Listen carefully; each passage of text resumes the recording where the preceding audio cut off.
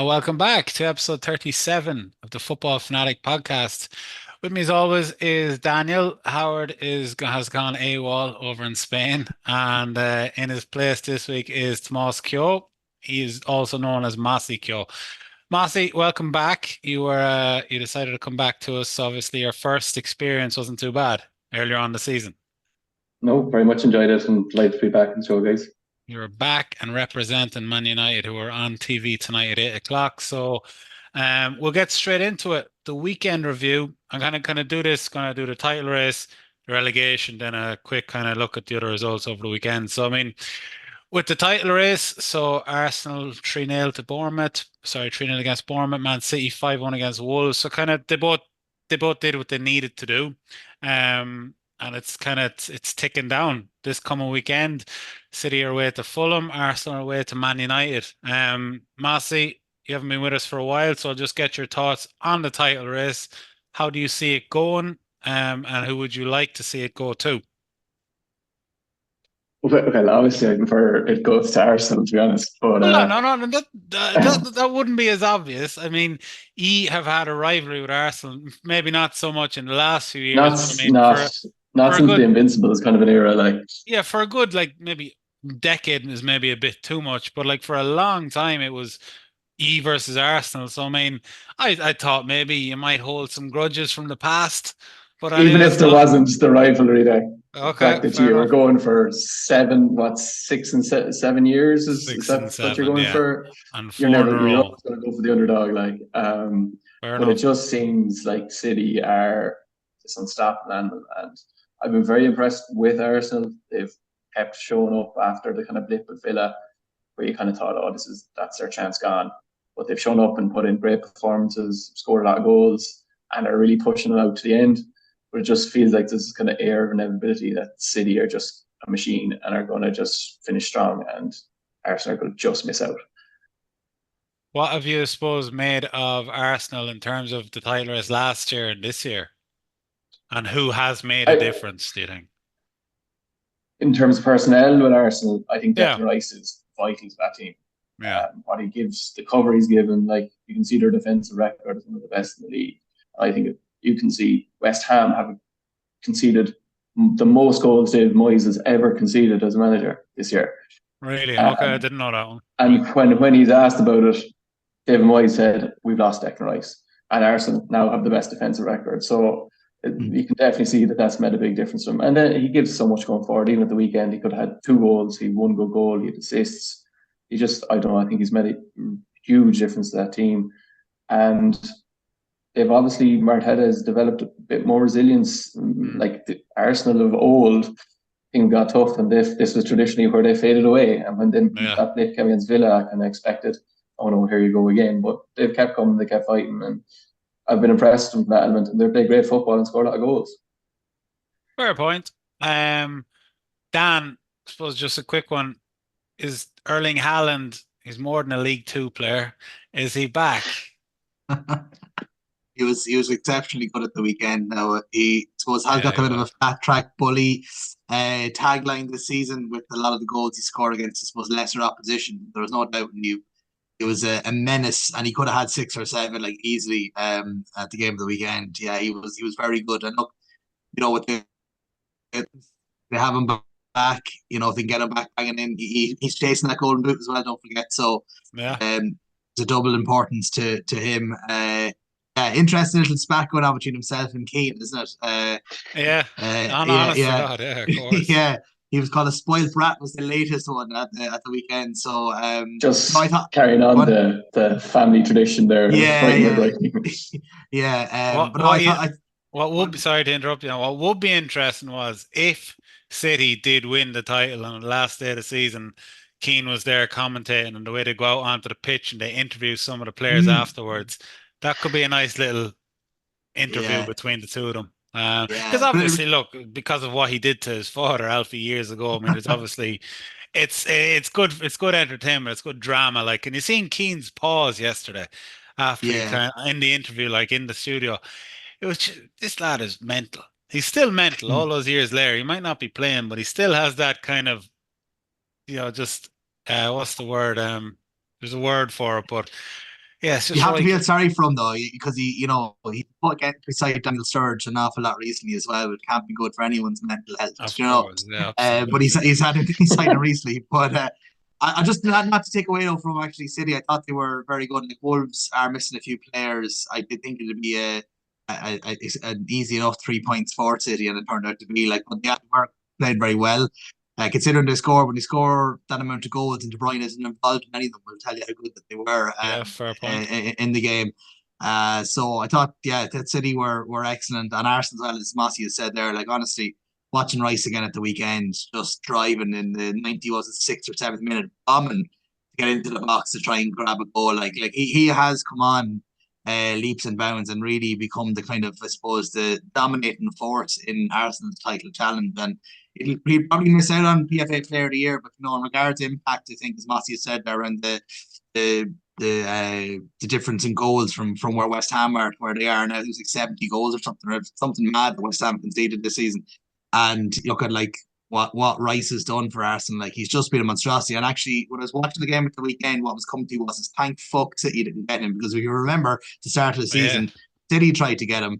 yeah, Like he's an excellent. I think you're just seeing the benefits of West Ham were defensive enough minded, possession based football. You never really got to see the rise of kind of, I suppose, link up play, box to box, getting in the box. He was doing a lot more of the donkey work alongside Suchek for West Ham, where I think now you're actually just seeing how technically good he actually is, yeah, and he can finish. He has an all round game to him that I think has really come to the forefront this season. And I think, as Massey has said, I don't see it getting him a Premier League winners medal this time around, but like in regard to impact this season, they knew they were buying. We all knew that he was a really good player, but I think for me, just showing a different side to him that I watched a go up in the West Ham. yeah. Just whatever it is about him, I just feel he's like just the presence on the pitch, and he's an Yeah, entity. He's he's never stopped running. Like you look at say other teams at the moment, like in the money that was spent, like, and we'll talk about flops and bits and pieces in a little while, but like how good would he have been for a Man United, or like teams who really need a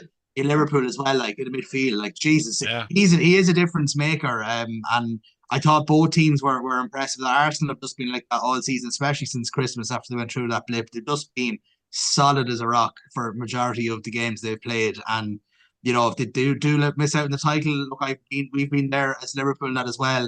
When you're losing out in the potentially last day of the season by a point or two, like when their points tallies are going to be so high, it is disappointing. But I actually think Arsenal for the future. I was talking to an Arsenal fan over a few points last night. And I think the future is still bright for Arsenal. Like they'll lose nothing in defeat. Granted, they wouldn't really want to be going to Old Trafford and getting beaten, because it'll be kind of, if it's not brought to the last day, there'll be a smaller kind of maybe jibes at them. But I think that they have a serious platform to be around for years to come. Like it's a young squad. They're yeah. not too far off. And in fairness, I'll admit it here on the podcast, like I got the Harvard one, at the start of the season I was slagging him galore. And in fairness, he's proved me wrong that as well, because he's just been in the last few months at corner in the side and involved in anything Yeah. good Arsenal have done, he's been at the forefront of it. So So I suppose just on that, do you both see it going to the last day of the season, or will next weekend and maybe the day or two afterwards, you think? I think so, because United have no defenders. If they did, I I'd saw that, imagine. yeah. Yeah, I think just the fact that they're so light on defenders. Again, it's always still a difficult place to go, but I do. Yeah, I think they'll bring it to the final. It'll be shite as well the final day of the season if they don't. Kind of way, because nearly all the other battles at this stage are nearly sewn up. Where we were talking a couple weeks ago about how much there was to play for, and now it's looking like it could Yeah, be I the know, last day yeah. with very little. So I do hope so. Yeah, I think they can.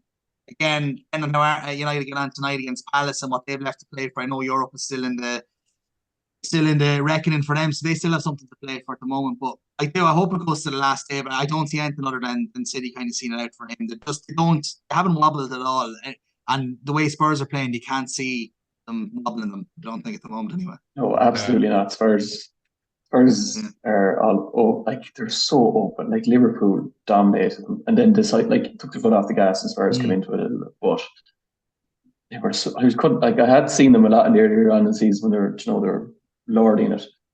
And then I was looking at them against Liverpool and I just to be fair, Liverpool were very good. They were But Spurs excellent, did yeah. not have Liverpool were very impressive and I to be fair for Klopp, United fan rivalry there, but I respect him. I think he's a very good manager and he's very good for the league. And with the kind of spat last week between himself and Salah, you were kind of wondering were things going to go south and it was going to end in a bad note. But Salah really showed up, had a really good performance, and put that thing to bed. I just thought it was kind of a real fitting Jurgen Klopp team display. Bar, as he said himself in his post-match interview, where we were rubbish for about 20 minutes and then we were grand again. Yeah. Do you see it going to the last day of the season, Mossy? I don't know. United are such a basket case that the Arsenal game could turn into a like 4-4 kind of a game. Yeah. Arsenal will score. They will score because we literally have no senior centre backs at all. Yeah. With Maguire now gone as well. So probably going to bring in Kampala and would you drop Casemiro in or what? Luke Shaw's supposedly goes back fit. Do you play him on centre back? But there will be goals in that game. I reckon to be open, and the way United are defending, definitely has to look. It could be 7-0 to Arsenal. It could go anyway. But I just have this nagging feeling, and I couldn't tell you why, that United like to ruin the parade, and they could show up, and then do they show up, give City the title? You wonder. But I don't think a lot of the players are maybe the few local lads, really are going to think like that. Yeah, no, I think so as well. I said a couple of weeks ago, I do see the United game as being a game where Arsenal would drop points, but saying that, I also see the Tottenham game as being the one where City might drop points. Tottenham's form in the last few weeks is kind of making me see otherwise. But we'll see. So I suppose onto the other end of the table, so the relegation battle. So it kind of took a fairly big turn at the weekend with Sheffield United. Notts Forest beating Sheffield United 3-1. Luton only getting a point at home to Everton, and then Burnley just completely thrown away whatever chance, if you want to call it that, they had. They were so bad. It was ridiculous. Absolutely. Did you watch it? Yeah, I did. I watched the highlights, and I mean, in 10 minutes, they probably should have had a penalty. I think Bruno actually was a penalty. Yeah, I think they should have had a penalty, and that was early on in the game. Yeah, but once they were 1-0 down, mother of God, it was just collapse. Yeah, it was bad. It's just like, I mean, I'm not saying that they were absolutely, even if they got 3 points, they were home and free. But I mean, the fight wasn't there. I don't know. It's just they seemed to kind of capitulate completely, and Newcastle took advantage of it. And looking at the table now, so in 17, Notts Forest are 3 clear of Luton, and a much superior goal difference. So I mean, Notts Forest and Chelsea this weekend. If Luton are away to West Ham, so it's not a bad place to be going at the moment. If officially leaving. Yeah, just announced. So I mean, Burnley will likely go down this weekend. They're away to Spurs. Luton are away to West Ham. Luton have to win or they're gone. And they've had a couple. When you look at a few of the games that they've had, I think I thought their home form, they hadn't had much home form, but the fact that a few home games, they might get out of trouble. Like Everton are safe, they couldn't beat them. Like they were home against Brentford a couple of weeks ago. I thought that was one where they did to get over the line there, and they lost 5-1. So no more than probably Burnley as well. Luton have had their chance to try and get out of trouble, and absolutely they're failing miserably as well. And Forest as well have that. They could end up getting a couple of points back on it as well. So they mightn't even it could be announced. Yeah, as well. But look, it's looking ominous now. The 3 to come up. We did say at the start of the season, the 3 to come up will probably go back down, and it looks to be the case.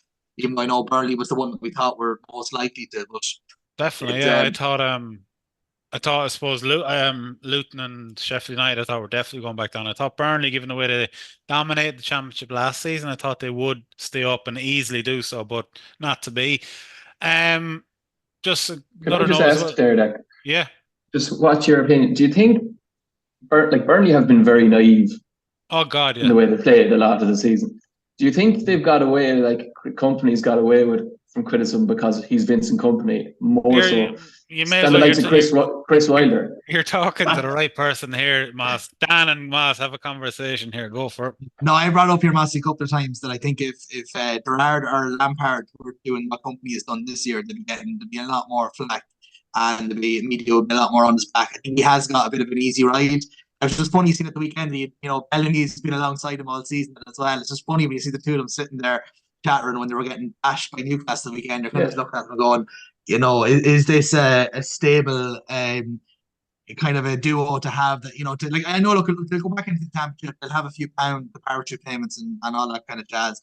And the chances are that they have played at times. In their defence, at times when they played well, like they came to Anfield in particular, just because it stands out for me watching that game where they were very good. For a large part But of they that were game, at Old Trafford yeah, last week, and they controlled the ball. Like they looked more dominant team, and he's very, I suppose, loyal or rigid in that he has a style that he wants to play, and he hasn't really adapted that to the Premier League. Yeah, I was almost wondering, this has probably been exceptionally scathing of poor company, but he nearly looked like to me he's trying to show that I can get a team to play a style, come and get me, and I'll take a higher profile job. That was the way I felt about it. Do I be loyal to a style of football that people, a club would be like, oh, I would like to hire him because he plays football, rather than I need to be pragmatic and keep us here. I was just looking at it going, is that what he's thinking is behind it? Because like as a defender, some of the goals they're conceding and leaving themselves open. He's a defender, like, you know what I mean? You think that would be the starting point for them, but like it just has been the case all season. They haven't changed at all.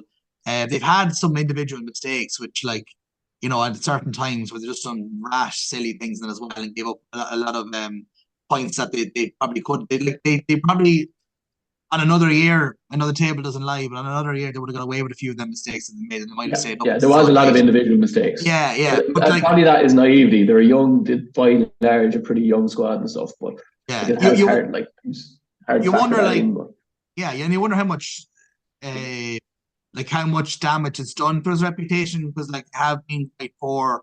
He did get them up last season, so it'd be interesting to see what the future holds. For him, whether or not as well he'd stay and try and get them back up again or what. But like I've just felt all season that's been the case. Ryan's like, Blackpool when they came up there a number of years ago, and like football is good, but like they just fucking leaking goals galore, like, and not even really giving themselves a chance in games. But anyway, look. I was reading this thing online today from it's like a City Facebook page. And they were basically backing up companies saying, okay, it's been a bad season for them, but like, I still feel in my heart of hearts he will manage Man City one day. And I was thinking, no, come on, look. He's been shit. He's been naive. He is a brilliant player for the club. He's a statue outside, and rightly so. I was only looking at that Leicester goal today online as well. I think it was this day a couple of years ago.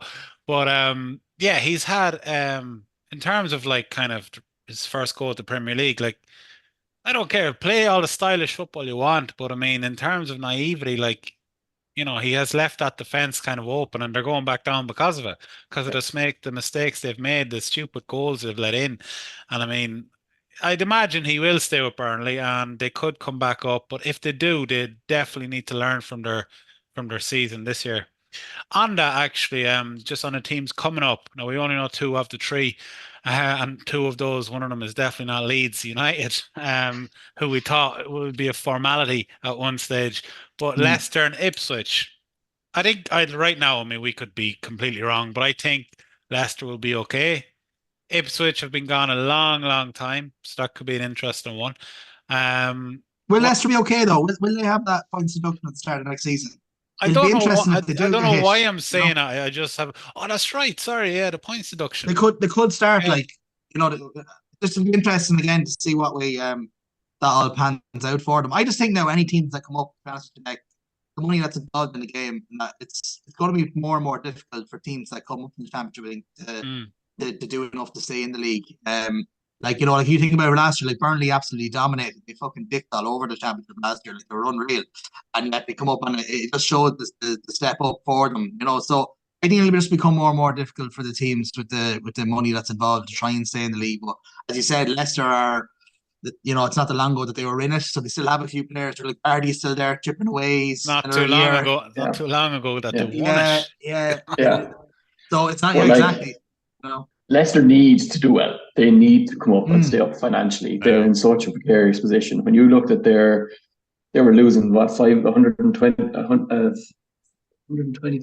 a month or something. They're like 120,000 a week, I think it was, that they were overpaying. Like they were, and you look at their wage bill compared to basically everyone else in the championship, it's ridiculous. So like they needed to come up and they need to stay up, or like even with point deduction, they're going to be. They're the sort of club that if it doesn't go well, they could be in administration. They're like Everton are basically looking like they're going that way now. Yeah, true. they'll just look. They have that air of a club that if they don't come up and stay up, there's going to be serious consequences for that for them. Like, Will so Ipswich just on the other team, Ipswich, I just like Kieran McKenna was at United as assistant coach. He was hugely important into the way Solskjaer ran his team and coached Solskjaer's team. He was there. Mourinho kept them on. Van Gaal kept them on. So although like those coaches, they rated him. Okay, and as well as he, like I suppose his career was cut short by an injury at, I think around 24, 25 at Tottenham.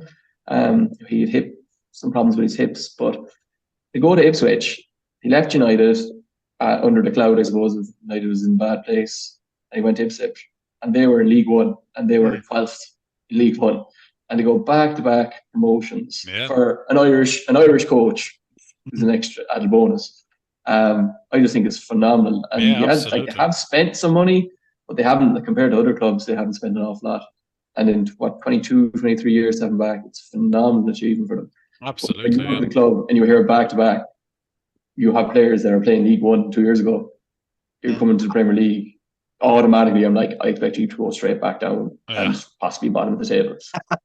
That's fair enough. And like that is, you know, and then as well, whether or not you can get a few sneaky loans now of a few Man United young lads there maybe, but it is a great story, like the Luton story. Like it's another really, really good story because Ipswich have just been going nowhere for so long. I mean, if you think of it, like I don't know when was the last time they were in the What year was it? Went down 22 years ago and went into administration, and then dropped down. Yeah, it'd be interesting. I said to Jack the weekend, like we were messaging there, but it's nice to see other teams come up. You know, and I'm looking at the four that are in the playoffs. I don't like any of them. I'm just looking at going Norwich, West Brom, Southampton, Leeds. You're like looking at going. Fair enough. Leeds probably fan base wise and the you know their status in the game would probably be the best for the league to get up. But you're looking at the four. And Southampton have been in and around that for a long time, but I don't usually like Norwich, but I kind of hope Norwich go up because there's a real big rivalry between Norwich and Ipswich. And have the both it's a vicious. It goes back years to fighting over mines or something, but it's just like ridiculous. Good stuff on your folklore history, Moss. Come on. Come here. I'd love to see Millwall in the Premier League at some stage. I just think because they have this reputation as being hard and being rotten kind of fans and all this. In the films you've seen all these kind of hooligan type things all related to Millwall and everything. So I'd love to kind of see them have a crack in the Premier League. Like, but could be for the worse side, you never know. But we'll keep going. So at the weekend as well. So yesterday results: Brighton 1, Villa 0. Surprising one for Villa, I thought, but I think they have it's more or less sewn up. But just the way that Brighton have been kind of so hot and cold, I didn't see Villa losing that one. But anyways, Chelsea, a bit of a first win in a while, wasn't it? Brighton's, I was looking at Brighton's results from the weekend. Since March, I think it's since March was the last time they won. Yeah.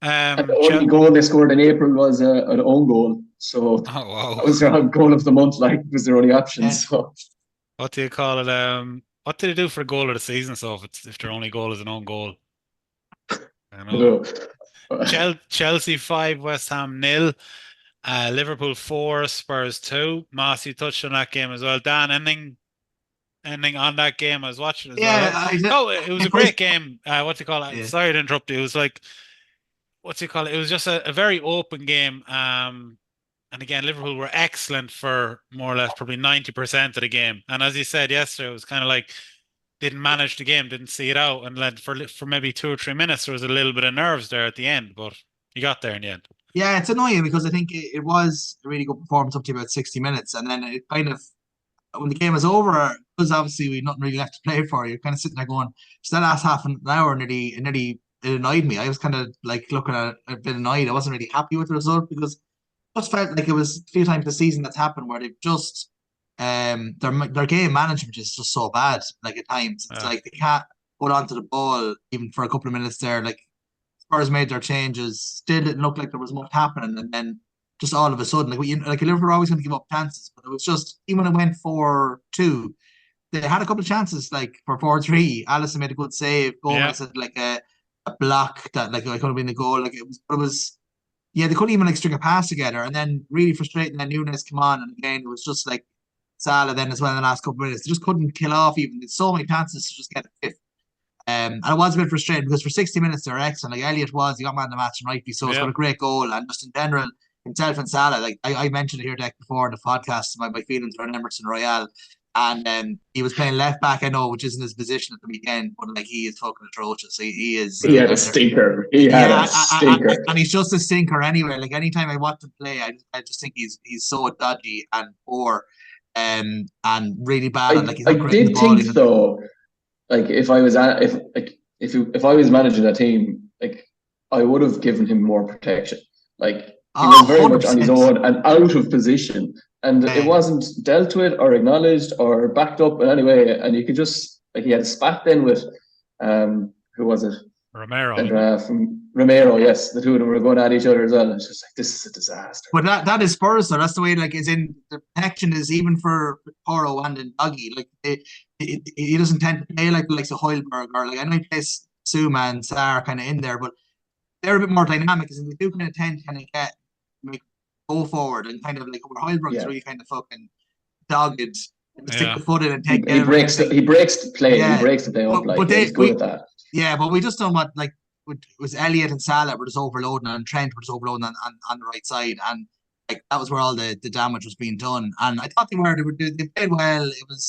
It was nice to see. I think Spurs though like are like the end of the season probably can't go quick enough for them now based on I've watched their last 3 games and they've been so flat in all 3 of them and showed very little of that sparkle that we were praising Antball, earlier in the season. And I think teams have started to kind of find that out maybe a small bit. Has he been a bit naive, do you think?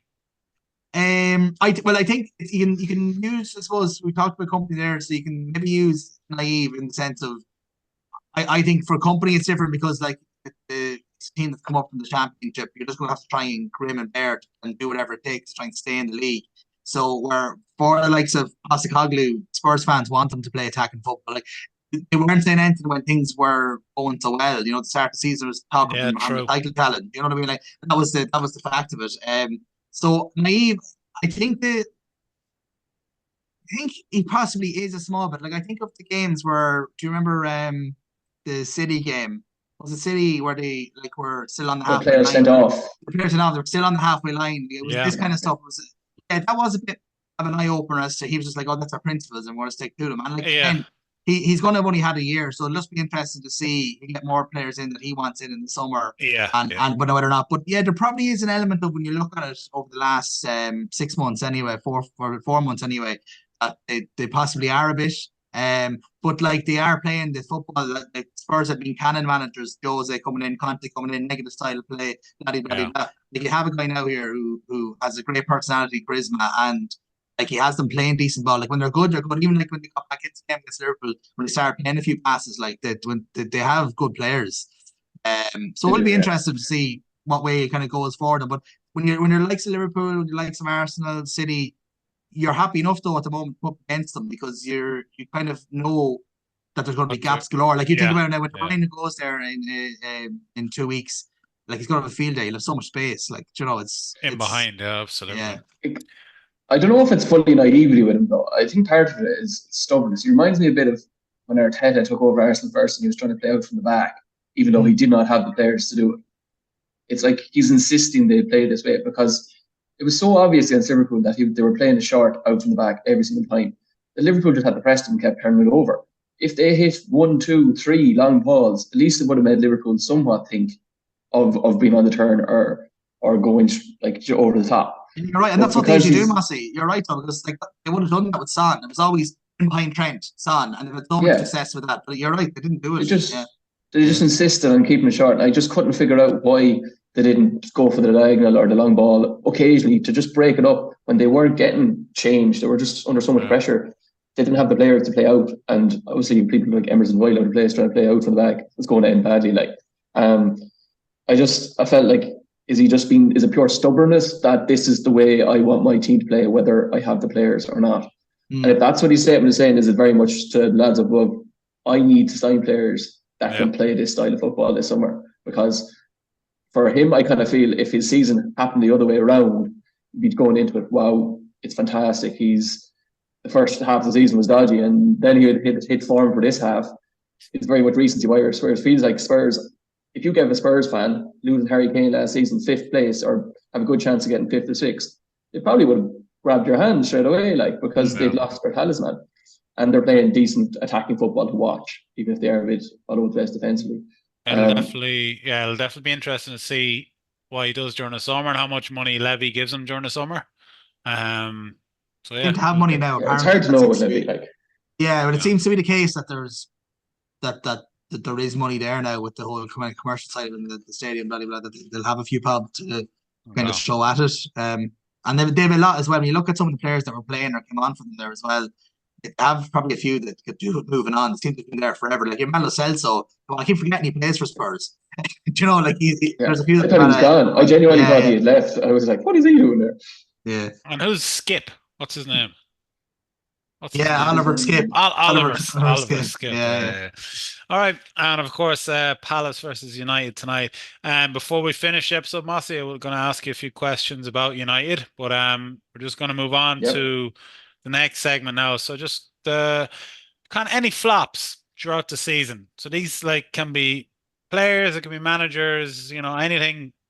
Dan, I'm going to start with you. So we've decided to pick kind of 2 flops throughout the season that we personally think should have had a better season, should have kind of, basically shouldn't have flopped, shouldn't have messed up. So Dan, go for it. Are we doing both or just the first one?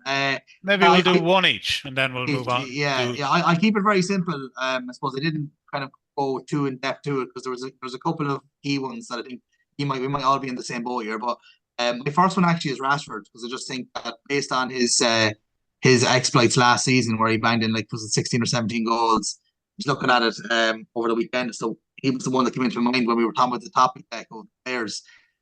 Just feel that for the season that the United had last season, you had a new striker that's obviously going to take time to come in. He was never going to hit the ground running really, given where he was coming from Italy. So there was a lot of pressure on Rashford to be producing, and he hasn't at all. Even outside of his goals, it's all around play. There's no doubt he has talent. I watched Sancho there the other night in the Champions League, and it was ridiculous watching. Where is this lad been? But in that game, he showed me nearly more than I've watched in Rashford all season. Anytime I watch United, he's been he's definitely of that front three, being the one that has been least impressive. Garnacio's been excellent to watch, really good to watch. And even Højlund, I think he's getting better and he'll be a lot better next season. And I wouldn't put him in the flop category based on the money side of it because it was always going to be one that was going to take time for him. But yeah, Rashford will be the first one for me anyway. I just think based on he's only got 5 goals from open play, for the talent that he has, his body language, the whole I'm not going to ramble on because I know it's we've talked about it in the show that before, but for United to have had a good season, I think when you look at the goal difference, it's a +1 at the moment. For Man United, that's insane. Even for the amount of defensive injuries they've had, they've had it with most of their attacking players for a lot of the season. And for me, Rashford just hasn't been up to it at all. It'd be interesting to see will even go to the Euros now, because for me, when you look at all the players in them kind of positions like Palmer and lads that have just been unreal all season, he wouldn't even deserve to go. So that would be my first of our kind of players that I really feel have underperformed. And he's 26 now. There's no, he's had a couple of niggles. He was out. He had missed a few games. He still played 30 games or something. It's not as if he's, he has been in Man United's team for most of the games, but he hasn't done it for me at all. Okay. Yeah, I could think I'd fairly agree with you on all of that. Marcy, what do you think? Who's your one? It could be a bit harsh on him, but for me, 60 million on Mason Mount, and he's made a Weetabix. He's broken every week. He can't play. I'm just looking at there's so much potential there, and that United midfield needs energy badly. And just every time he's wearing number 7, you're he's coming on, and he's injured within 10 minutes, or he's missing again, and it's just this whole season of what ifs, and when Mason Mount comes back, or when this And I'm looking at the profile of him, and he basically had the exact same season as the previous year at Chelsea, and you're we're after spending 60 million long-term contract on this player who hasn't got fit in 2 seasons. And I'm kind of looking, going, is this going to be Van der Beek all over again? They're just fizzling out a career.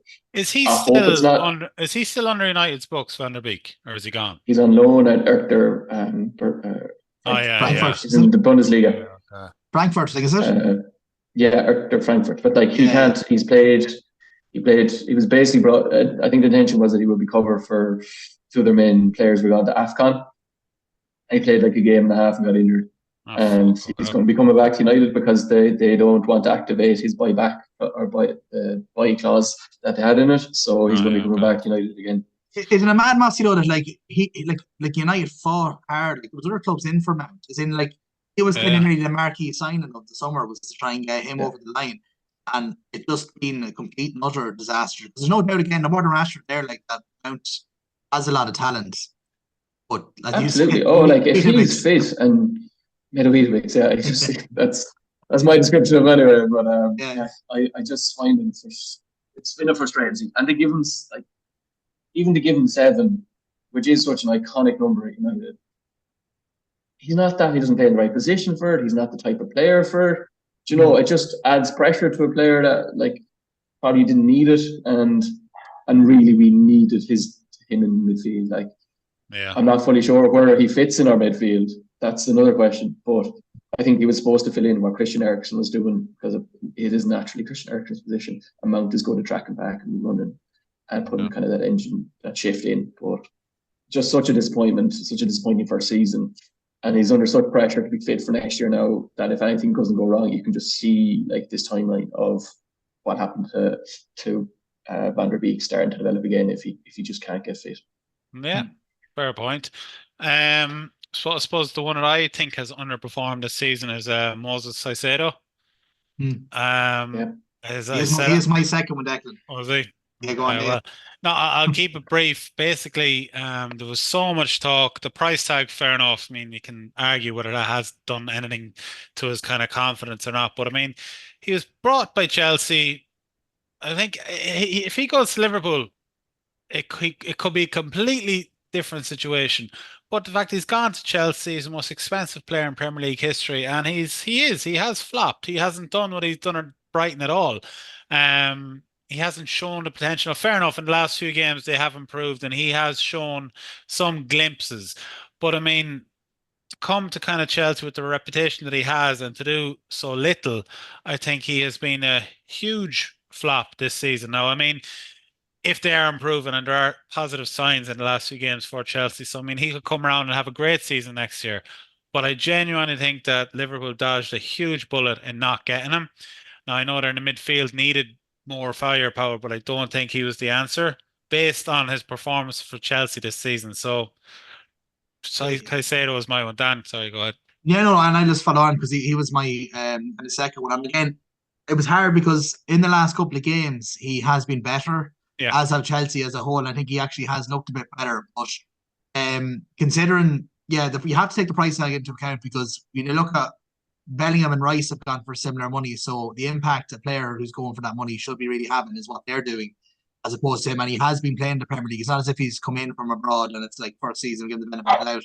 I don't know if he's gone into a new setup, a new team, but I've been very unimpressed with him. Now, it's interesting because if you talk about how bad he is, Fernandes alongside him costs 100 million as well, and I think as a pairing, nearly $250 million spent to both of them. And you've got Conor Gallagher there, who was talking to moving him on in the summer, who was up showing both of them no end. And in particular, recently, watching his performances for Chelsea, he's far and more value to them than the other two currently are in that as well.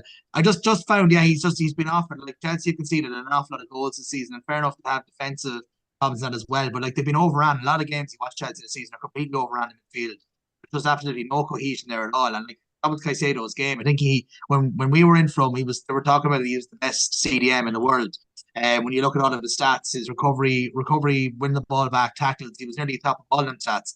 And you look at this season, like I think the United game, there was one. I think didn't give up a really bad performance. It was against United, Massey. The 4-3 where Chelsea won at the end. Very poor. But I think I had him kind of thought about him, but I think my issue with picking was that Chelsea is such a mess to go into to try and settle in, and they're all over shop that I kind of give him a bit of a doubt because you could have gone for a lot of players in Chelsea, like more than United. I like Nicholas Jackson would be one I would like, would have considered, but he's got a few 2 goals at the weekend, so maybe what do I know? But they're like it's just such a basket case and so difficult to come into that Chelsea setup. I imagine the way they're fighting with each other for the penalties last week, it does seem like they're starting to get some sort of green shoots going and finding a bit of form and stuff. But Just that was the only reason I kind of gave him a benefit of a Yeah, doubt. and I've no doubt what Deck is saying. Next season, there's no doubt he's a good player. Like himself and McAllister there were exceptional for Brighton, and McAllister's had a good season for Liverpool. So as Deck said there, if he had This is similar to like Biasu was at Spurs, like where he started. Like he was terrible the first season he went there for a similar price tag after leaving Brighton, and he kind of had a much better season this year, although not anywhere near what they paid for him. Like, but so maybe he will pull it together next year. I don't know. And there is a few Chelsea lads there. Like you think if you thought, you give Mudryk some of the benefit out with the price tag and the profile and everything like that. But like again, watching him this season, like hasn't set the world like there's a few in that Chelsea side. And I think I was just going with Deck because of the reputation that he came in with, and because there were so many teams in the summer, and he was so good. And it's the bare basics he can't even seem to get right though. Like in games, he's just so sloppy on the ball, getting caught out of position and making silly fouls. There's so many times I watch him, but as you said, that's probably Chelsea as a whole in a lot of the games. I think Poch said it best: when they're bad, they're very bad. Wow. Yeah. Absolutely. Right. Yeah. Mossy, who's your second one? I am very United based here, but we've had a terrible season, so that's okay. I was debating Onana, which is controversial because so was I. A lot of people have said, "Oh, he's come on so much since January." I just have no faith in him whatsoever. Like he makes simple saves look dramatic. Yeah.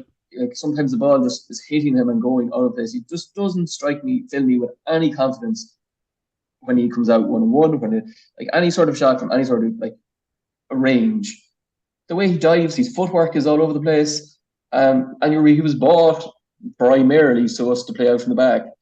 And the amount of games I watched him try to hit diagonal balls, and they've gone nowhere near where they're supposed to be going. And that was supposed to be one of his main attributes to bring to this team. I will concede that he has improved and maybe he's settled, but like he single-handedly nearly knocked us out of the Champions League in his own. He was abysmal. Gave away a goal nearly in every round of the Champions League, and for the money you paid, and it was supposed to be this like piece to allow us to play out from the back, I honestly still don't have much faith in him at all, to be honest. And I don't think, even though he doesn't have much protection, I really don't rate. Very disappointed with him compared to what I was expecting from a keeper of that price tag and the reputation he was coming from. That's fair enough. Yeah, Onana was definitely on my list as well. And it's his undecisiveness. It's kind of when he comes out to claim the ball, like he takes 2 or 3 players with him. I mean, you're waiting for kind of the ref to blow the whistle or for VAR to get involved, and it happened recently. So, I mean, I fully agree with what you're saying there. My second one is actually Calvin Phillips, because what's he call it? Went to West Ham, supposedly, he was going to kind of reignite his career at West Ham, and I mean, it's been a disaster. I mean, I haven't seen him in a few weeks. I don't know what he's up to now, but I mean, didn't he get sent off? He got a few own goals. It couldn't have been a worse transition to West Ham from Man City at all. And I mean, it's only a loan, but I mean, I don't know what's going to happen to Calvin Phillips during the summer, because I mean, realistically, his record is appalling. Yeah, hasn't played on a team that has won in over a year in the Premier League. Anytime he's played, they've lost, including the City. Really? That's his record. Yeah. Oh my God. Who wants to buy that? Honestly, he needs to just go get her a career to see at this stage. Just go, fucking go be an accountant or something. Just fuck. I don't know. I mean, look, he came to City for right or wrong. He ended up at City, and whether he was given proper opportunity or not, I think he probably deserved more game time to show what he can do, because he is a good player. I don't care what anyone says. Like at Leeds, he was there, whatever you want to call it, in the middle. Like he was good. He was a good player, and he comes across very well, as in interviews and stuff. He's a very down to earth guy, and and it just didn't work. Seems to have his head screwed on. I don't feel like he's out partying in the background or anything like that. It just seems to have a terrible run of luck. Yeah, and he had a good international. You remember when he went on then to England, and he was starting in the midfield, and he was one of their better players in that tournament as well. But it just whatever's happened. You can argue like Pep obviously maybe just didn't fancy him. That one was like, I know. Pep made a comment about his weight or something like that. Yeah, he did. you never know. Like something like that could really shake a player's confidence as well. You never know. But like Pep did not want to pick him at all. Hmm. And I mean, he paid 40 million for him. I was delighted when we signed him, but nothing came of it. And then when he went to West Ham, I thought that's actually the perfect type of club for him to kind of get things going again. It hasn't worked. So I have no Yeah. idea what's going to happen to him during the summer. To He's be not going to fair stick though, with us. like Rodri has been absolutely amazing, Mm, and he was basically the backup to Rodri in that position. And he yeah. went to replace Declan Rice, who was clearly absolute massive mammoth player for West Ham, and he just has not been able to reach that level at either place. Like likelihood is, I mean, whether Leeds get promoted or not, he could end up back at Leeds because he's a hero there, and he would probably get back some of the form that made him Yeah. kind of put him in the spotlight. And I suppose the only other thing as well, like when you put it into like he wasn't getting a game for City, so he had no minutes. He was completely rusty as fuck. Mm, Was straight pretty much straight in early to the West Ham team, and has obviously had no preseason or anything with them. It's gone straight into a new setup, completely different. The thing about the setup, the vast yeah. difference between West Ham and City, I think everything is completely different. So, but he has been awful. I don't know whether or not it's a bit harsh to say that he's a flop considering what he's probably had. Has he even had 6 or 7 appearances? In regards to the season, to kind of say that he's a flop, but like, there's no doubt that something has gone on there because he's Um, his the stock has way, fallen dramatically. oh God, yeah. The way I look at it is that like if you're in training and you're performing to a very, very high standard, like you're going to come into the manager's thinking 100%, whether that's, I don't think he's ever going to replace Rodri, but I mean, the manager is going to give you minutes if you're performing in the background and training day by day. But like obviously Pep didn't see anything that kind of put faith in him to kind of pick Phillips, and he was more than happy for him to kind of go to West Ham in January. And I mean, he didn't take his chance when he went there. There were own goals. It just looks like his confidence is shot, and he probably needs to be back at some place like Ellen Road or something like that. But yeah, In the we'll see. championship. Maybe in the championship. Yeah, we'll see. Move on. So this weekend saw fantasy football take a number of different twists and turns over the weekend. Dan, Mm-hmm. how's your brother this morning, Dan, after losing top spot? We went out last night. Actually, we were out for his birthday. He turned 30, so we were out there last night. So I did take a glance there at the table and showed him at about 11:30 last night. Took great pride in it. I did and showed him that he was knocked off top spot.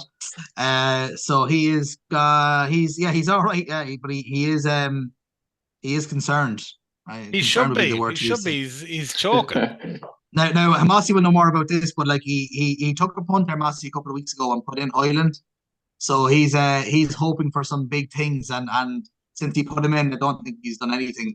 He would have been a couple of weeks ago. He's done a whole lot anyway. But he's Highland tonight, Someone would have to and pass him the ball for that. yeah. So there was a lot of movement in the table at the weekend. So Curly Whirlies is back on top. He has is Bruno Fernandes playing tonight? I must look at. I think he's down for playing, yeah, but Is he? Yeah, because he has him tonight, and my brother who is third. So Andrew Curley is on 2306. Hurt Locker FC is on 2297, and my brother is on 2288. So there's very little there, 18 points between first and third. Very good. And very tight. my brother has Highland. Yeah, Hurt Locker has no United player tonight, so and he's a United fan. So it'll be very interesting to see whether or not Are there any how he Palace feels players about that. in any of the three teams? One of them might have just Andrew Curry and Mateta. Elise. No, none of them. No, there's no Palace players. But it'd be interesting just where Hurt Locker is a United fan to be sitting there now tonight, knowing that there's a jersey at stake and Man United are playing tonight, whether or not he'd forego them scoring a few goals tonight for not getting hit with any points off the other two. But anyway, it's very tight, and now we're coming into the last double game week coming up now this week, so it's going to be really interesting. A lot of people have bench boosts left to play. Seems to be one that's left for most people. I think Andrew Curley has used his. My brother studying his weeks, and I think he's already used No it. way. So I think so, and I could be wrong. I think he said to me he has no chips left. So Oh man. um, this Alex is getting desperate. yeah, it'd probably be. I doubt this weekend or the double game week will decide who wins it. It could have a big bearing depending on what way the bench boosts go for each of them, because there will be slight differences in their teams. But I still think because it's 3 minutes that it will go to the final day, and it'd be interesting to see what the points tally in between them is coming into the final Yeah. day. Because that'll depend on who you're going to be captaining, basically. You'll have to Um, take a punt if you're not. But it was a big weekend for a lot of people there. Like a lot of people captained Haaland. He flying like Andrew Curley has 117 points. Myself and Howard at 114. Like I had 113. Bert Lockwood at 114. Like there was a few big scores there over the weekend. So it's poor old Howard though is he's gone from chasing the champ here to he's now chasing top 10. Fair enough. And where you're I you pick like out a you hat. I asked my mother for a hat from Deck, so I have a hat and everything for her. very good. What do you call it? You've made a fairly good dash up the table. Yeah, wild card done well for me, but I messed up too much there. There was too much messing going on around Christmas time, I think, and pick out Saka for a couple of weeks, and there was a few others. Yeah, bad decisions is all it takes now to focus you up in the fantasy football. It's like management, as a whole. So I had a good run of it. Yeah, I've been doing well actually the last 2 months, but. Like, what do you recommend? So, like, for the top three in the last 2 weeks of the fantasy football, what are the important things to do over the coming 2 weeks? Like, You good have sleep, nutrition, don't drink. What else? I'd say don't overthink it, like because you've obviously been done very well all season. So now's not a time to try and be a hero and some fucking wild out there player like in this topey. I think this because there's the way the double game it goes now. Like the more players you have, they're playing twice. Obviously, the better your Yeah, chances are points wise. So that would probably be what they'll all be aiming for. And I think looking at the fixtures, you'd imagine like the City players is probably a given. And Chelsea are going well, so there'll probably be maybe a few Chelsea players in that as well. And Newcastle, I think Newcastle are going well enough as well. So they all have 2 games. Yeah, so it's totally tight. And again, as we were talking about a few weeks ago, at this stage of the season, they have a lot of the same players. You're kind of like talking on yeah, them kind of few differentials there. Like Havertz has been a big one for my brother. Like he stuck him in there a while ago, and Jesus, he every week has been chipping in. I think nearly every week since nearly he's been getting points, and not everybody has him. So Isaac was another one. A lot of people have come on to him now as well, but yeah. he's been doing well. So it's definitely going to be interesting. I probably will go down to the final day, and it Good. should be good crack. It should be good crack. Definitely, definitely. We'll get a few quotes from before Yeah. the league is over. All right, we'll move on to the big three predictions competition. So this week we're going with Fulham and Man City, Man United and Arsenal, and Notts Forest versus Chelsea. So Moss, we'll go to you first for Fulham versus. Apologies, actually, before I go to Moss. So get your predictions for these three fixtures in by Friday evening at 10 p.m. It'll be interesting. Can I go a whole season without having to send anyone over to England with 2 match tickets? So yeah, Fulham and City, Moss. What do you think? Saturday morning, 12:30. I won't be able to watch it actually. I'm best for man for my brother's wedding, so we have to go getting fitted for suits. So Oh, very good. I'll have the phone in the Exactly. hand, phone in the pocket, keeping an eye on it. I think 3-1 City. And City, okay. Dan, Um, I go 4-0 City. 4-0 City. Okay. Okay, Man United and Arsenal. At the weekend. Big game for Arsenal. Dan? Yeah, I think that the them defensive injuries for United is Massey was in there. Massey, who are they starting tonight? Did you say the team lineup? Yeah, Bruno Fernandes is out, Maguire's out. So our full back line is Wan-Bissaka, Casemiro, Evans, and Dalot playing left back. Yeah, Our so like midfield just is Manu, Ericsson, and Mount, who's fit apparently, and then Anthony, Garnacho, and Highland up front. yeah. So even just based Dan. on like that back line realistically would be the back line probably in a week's time. Like, Imagine that Yeah. against the pace that yeah, they'll so have. I go 3-1 Arsenal. I can't. Yeah, I thought if they had some sort of a defensive lineup and if they were in decent form, they'd have a chance. But haven't even shown decent enough form, I think, to fancy them. So yeah, 3-1 Arsenal for me. Okay. And the Moss? bigger pressure, the way Arsenal or the way Newcastle and Chelsea are going, we kind of need to win. I actually went to have Arsenal to win 3-2. 3-2. Okay. I'm gonna go for I know I'm not involved with this, but I think the draw. I said it weeks ago, I still think United are gonna do City a favour here. Notts Forest versus A man Chelsea. can dream, isn't it? Man, absolutely. Gary Neville, actually, just reading him today, he thinks that the league will be over Tuesday week, that Arsenal will slip up at Man United, that City will beat Fulham, Arsenal will slip up against Man United, and then City will win it at Spurs on Tuesday week. Let's see. Notts Forest versus Chelsea. Dan. I'll go 3-1 Chelsea.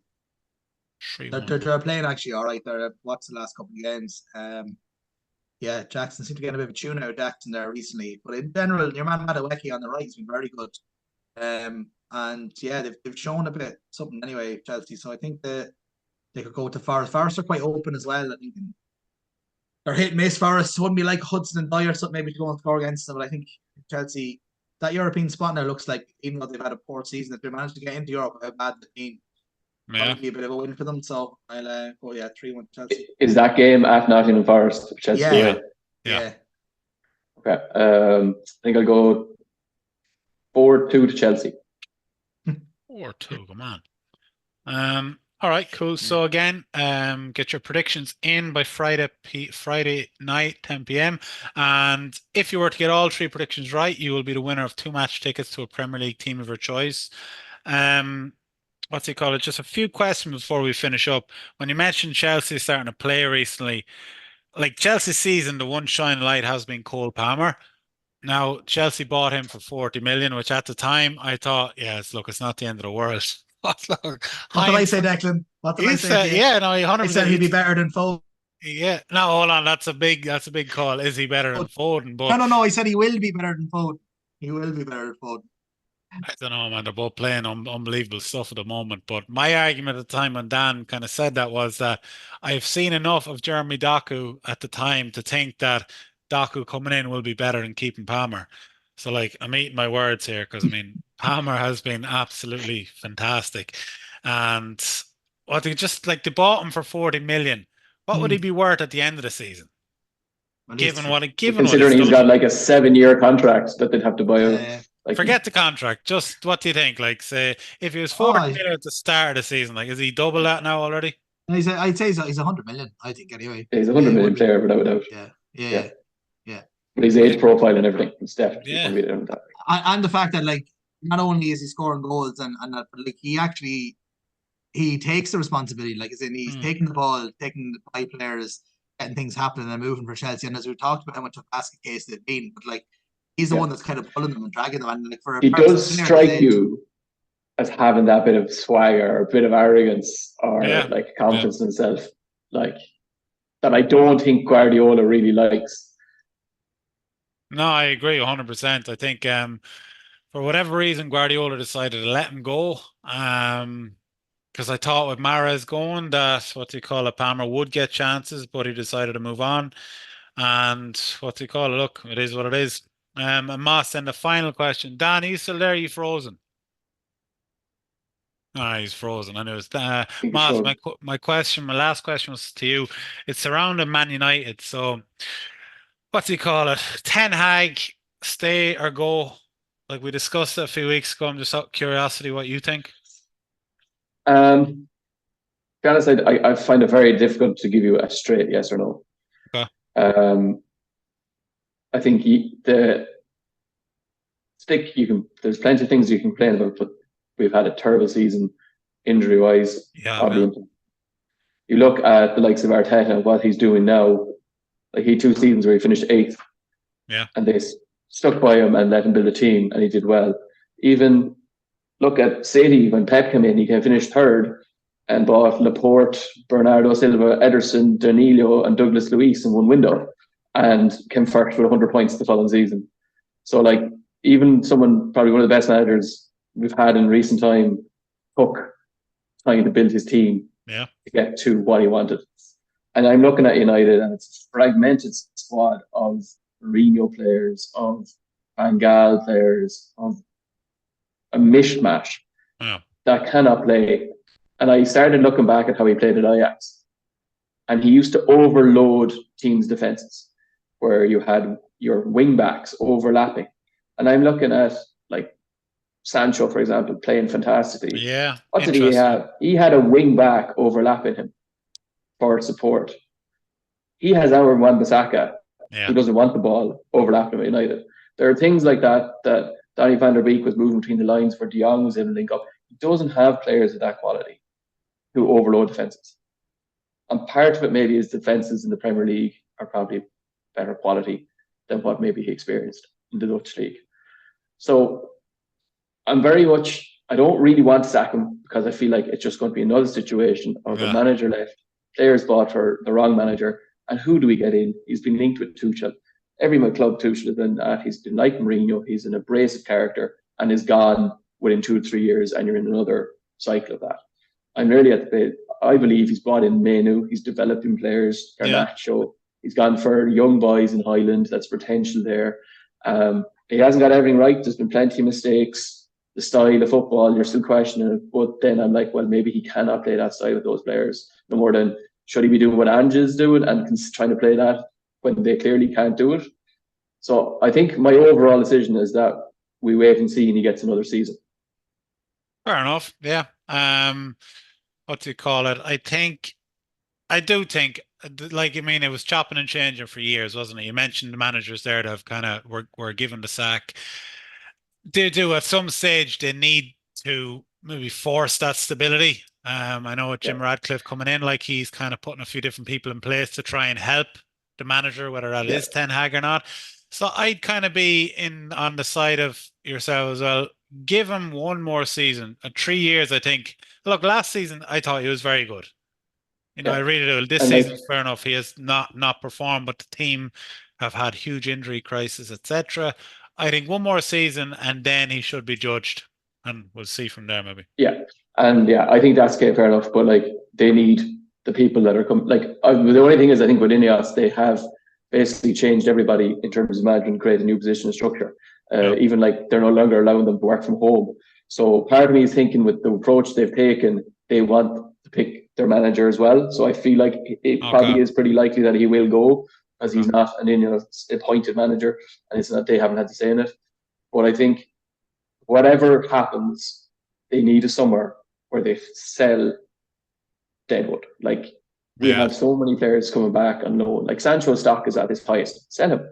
Like, if you want to keep Aaron Tag, you sell him, and he's in a Champions League final or semi-final playing, getting man of the match. Like, there's your promotion. You buy him, or you do a swap deal for the Ademi or on the other wing or something like that, and you sell Rashford if you can sell him because he's been awful and he clearly doesn't seem to get on with him, and you back that Ten Hag, you're a manager, and you have the structure and the sporting director, be it Dan Ashwood coming in or whatever, that buys players to play a certain style, and we stick with it like every other well-developed club. And I think they just, once that structure is in place and you want to change your manager, at least there's consistency going forward. Very good. We will leave it there. You're definitely a tactician at heart, Moss. You should definitely go into the football management. You can definitely tell. Like, did you ever manage in football yet? Only in schools, but yeah. Oh yeah, of course, yeah. No, you definitely have the football kind of brain, and we're kind of thinking of tactics, etc. We will leave it there. Dan has already left us. So Moss, thank you very much for coming on this week, and we will talk Thanks to very you much all. for having me, Nick. Yeah, no worries. We'll talk to you all next week. Okay. Thanks so much, guys. Have a good one. Bye, Nick. Bye.